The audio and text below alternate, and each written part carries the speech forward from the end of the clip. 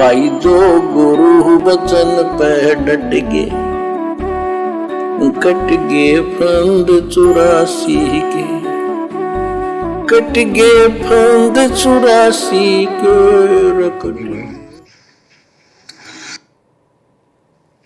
आपके भक्ति संस्कारों का मोक्ष प्राप्त करने वाले भक्ति धन का कोई अभाव नहीं है, कोई कमी नहीं है। लेकिन इस समय में, इस मनुष्य जीवन में जो शरण में नहीं आएंगे, इस भक्ति काल में, भक्ति युग है, एक नया युग शुरू हो गया। इसको मोक्ष युग, भक्ति युग, कलयुग का ये सतयुग शुरू हो चुका है।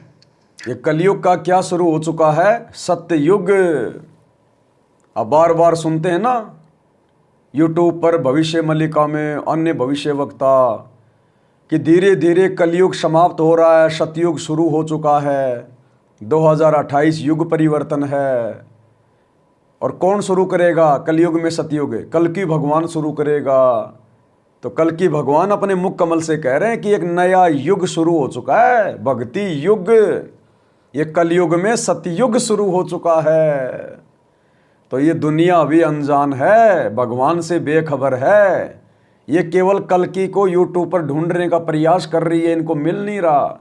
और आप और हमारा सौभाग्य देखो, कल्कि ने हमें अपनी शरण में ले लिया। कल्कि हमसे अपनी भक्ति करवा रहा है। हम हैं उस कल्कि की असली सेना, जो कल्कि का कार्य कर रहे हैं, उसका सहयोग कर रहे हैं इस ज्ञान को फैलाने में, भक्ति करके अपना आत्म कल्याण करवा रहे हैं। तो सन 1994 में गुरुदेव भगवान ने 13वें यथार्थ कबीर पंथ की शुरुआत करके इस कलयुग में सतयुग शुरू कर दिया। ये नया भक्ति युग शुरू हो चुका है, कलयुग में सतयुग। सुनिए, युग है। इस समय में, इस मनुष्य जीवन में जो शरण में नहीं आएंगे, इस भक्ति काल में, भक्ति युग है, एक नया युग शुरू हो गया। इसको मोक्ष युग, भक्ति युग, कलयुग का ये सतयुग शुरू हो चुका है। ये सतयुग उनको होगा जो समर्थ की शरण आ जाएंगे। इस कलयुग में ये सतयुग किसको महसूस होगा? जो समर्थ की शरण में आ जाएंगे। जैसे आप और हम भाई बहन कल की भगवान सतगुरु रामपाल जी की शरण में आ गए, और आज हमें पल पल महसूस हो रहा है कि हम सतयुग में जी रहे हैं। हम सतयुग में जी रहे हैं। सतयुग में ऐसा ही तो होता था, ना इंसान किसी को दुखी करता था, ना किसी को परेशान करता था, वेदों के अनुसार अपनी भक्ति करता था, नेक नीति ईमानदारी से जीवन यापन करता था, जैसा भगवान देता था उसी में संतुष्टि रखता था। वही तो है सतयुग। ना कोई बीमारी होती थी, आपस में प्यार प्रेम से रहा करते थे, गुरुजनों का, माता पिता का बड़ा आदर सत्कार किया करते थे, जानवरों पर दया भाव दिखाया करते थे। स्त्रियां सतयुग में पतिव्रता होती थी, पति भी बड़े वफादार होते थे अपनी स्त्री के प्रति, बच्चे आज्ञाकारी होते थे, घर में कोई अमंगल नहीं होता था, औरतें कभी विधवा नहीं हुआ करती थी। तो वर्तमान में हम सतयुग में जी रहे हैं, सतगुरु की सतभक्ति लेकर। आज ये लक्षण आप और हमारे ऊपर प्रकट हो चुके हैं, विशेषकर साध संगति से जुड़े हुए भाई बहनों के ऊपर। ये जितने भी लक्षण हैं जो सतयुग में थे, ये आपको साध संगति में देखने को मिलेंगे।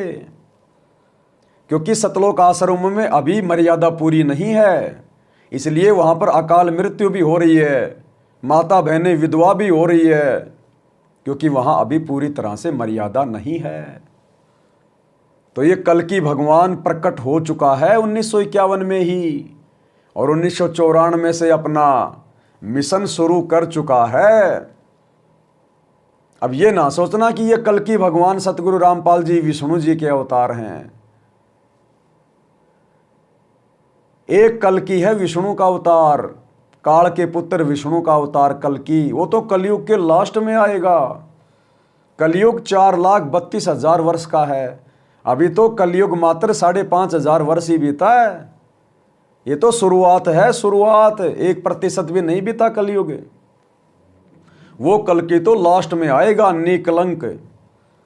दूसरा कल्कि है कलयुग का भगवान, जो इस कली की गर्दन मरोड़कर अपने बच्चों को शतलोक ले जाएगा।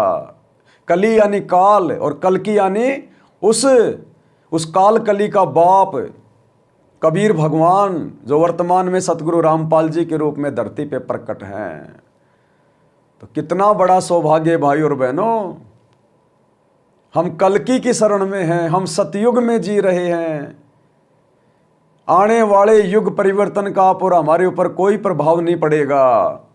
जैसे हमें वर्तमान में कोई महसूस भी नहीं हो रहा कि दुनिया में कितनी आग लगी पड़ी है, क्योंकि हम दुनियादारी से दूर हैं, दुनिया से पीठ कर चुके हैं, मुंह फेर चुके हैं। हमें तो अपनी भक्ति और भगवान की सेवा से फुर्सत नहीं मिलती।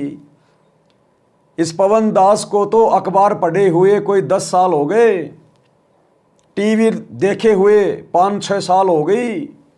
घर में टीवी रखते ही नहीं, हम अखबार कभी पढ़ते ही नहीं, सर में दर्द होने लग जाता अखबार को देखते ही। केवल गुरुजी का 2022 में अखबार में विज्ञापन निकलवाया था सतगुरु प्रकट दिवस पर, तब जरूर 2-4 दिन अखबार देखे थे कि हमारा ऐड आएगा, हमारा ऐड आएगा गुरुदेव का। नहीं तो इन अखबारों में मैं सारा दिन, यदि कभी आप देखो, उसने बलात्कार कर दिया, उसने चोरी कर दी, उसने अपने पति का गला काट दिया, उसने अपनी माँ को मार दिया, उसने इतने रुपए लूट लिए, उसने ये चोरी कर ली, सारे दिन लूट पाट, चोरी जारी, ठगी, पूरा अखबार भरा रहता है। तो क्या पढ़े हम अखबार को, क्या देखें हम अखबार को? मीडिया चैनल, न्यूज चैनल, दुनिया भर की झूठ, केवल अपनी पब्लिसिटी के लिए, 2 पैसे कमाने के लिए झूठ पे झूठ परोसते जाएंगे, क्योंकि दुनिया को झूठ सुनने में आनंद आता है। मिर्च मसाला लगाकर बताई जा रही न्यूज दुनिया को अच्छी लगती हैं, इसलिए सारा दिन मिर्च मसाला लगाकर झूठ परोसते रहते हैं। तो भैया ये खोपड़िया तो मेमोरी कार्ड है, इसमें जो डालोगे वही बाहर निकलेगा। तो ये झूठी बकवाद हम क्यों अपनी खोपड़िया में डालें?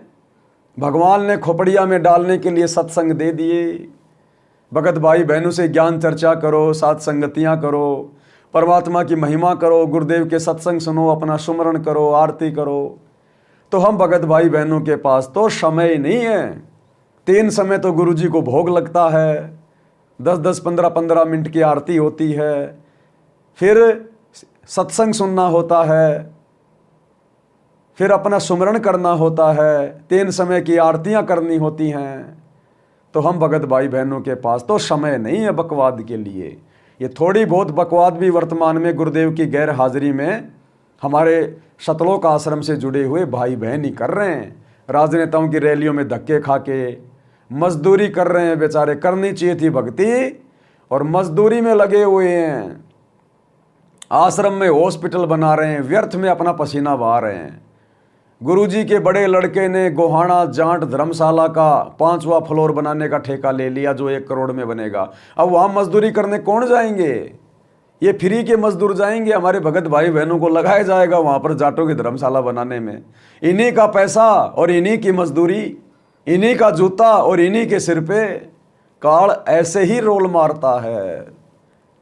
तो भाई कलयुग में सतयुग शुरू हो चुका है, और सौभाग्य कि गुरुदेव भगवान ने हमें अपनी गोद में भाई जो गुरु बचन पे डट गए, कट गए फंद 84 के, कट गए फंद 84 के, कट गए फंद 84 के।